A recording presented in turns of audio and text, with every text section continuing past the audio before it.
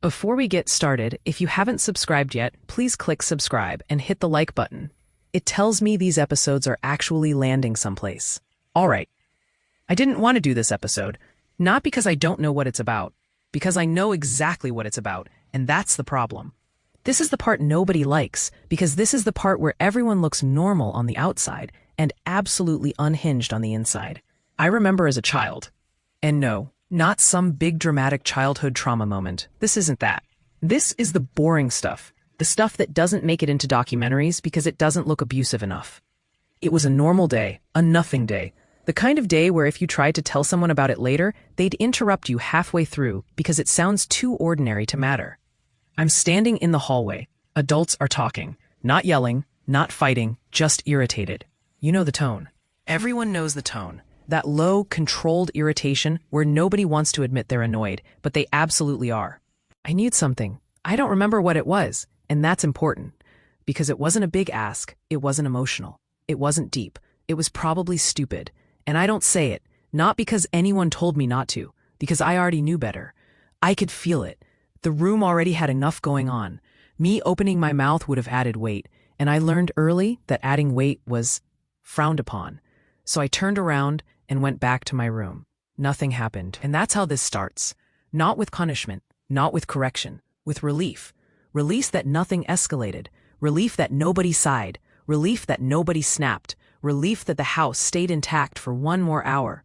That's when your brain goes, oh, that worked. So you do it again, and suddenly you're the kid who doesn't ask for much, the kid who's easy, the kid everyone brags about because you don't cause problems.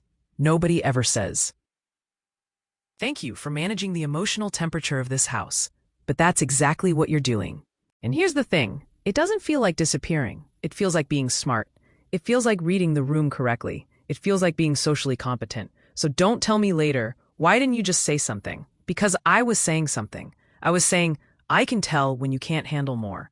That turns into a skill set. You start editing yourself in real time. You hear it happening. You'll be halfway through a sentence and suddenly it turns into a softer sentence. A safer sentence, a sentence that won't make anyone defensive. You'll feel annoyed and immediately talk yourself out of it. You'll feel hurt and decide it's not worth addressing. You'll feel confused and assume it's your job to figure it out alone. And people love this about you. They really do.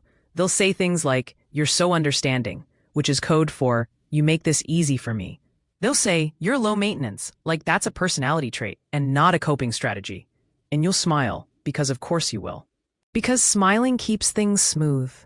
Now, adoption adds a whole extra layer to this, because adoption doesn't need to say the pressure out loud. The pressure is built into the room. Don't be difficult. Don't be ungrateful. Don't be the reason someone regrets something. So you compensate harder. You become impressive, emotionally regulated, flexible, reasonable. You start performing stability like it's your job. And divorced kids do this too. Same move, different setup. You learn which version of yourself belongs in which house.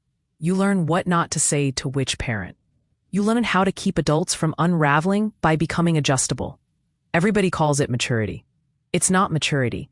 It's negotiation. And parents aren't exempt from this either. Parents compensate all the time. They compensate for their own fear, their own insecurity, their own need to believe they're doing this right. And kids feel that immediately. So the kid adjusts again and again and again until one day something small happens. Not a meltdown, not a big confrontation, just a moment where you don't soften fast enough. You say something honestly, casually, without cushioning it. And suddenly the room shifts. You okay? You're being intense. You're different lately. Ah, there it is. That's the sound of the system noticing it lost its buffer. Because when you stop compensating, everyone else has to feel what you were holding. And people hate that. They don't hate you, they hate the discomfort.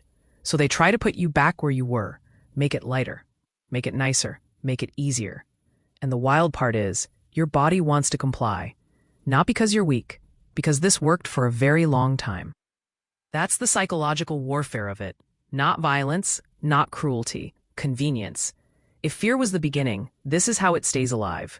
Next episode, we're going to talk about what happens when that compensation stops working. when you physically can't keep doing it anymore. When the version of you everyone depended on taps out. And yeah, if you haven't subscribed yet, click subscribe and hit the like button, because apparently even now, I still know how to keep things smooth.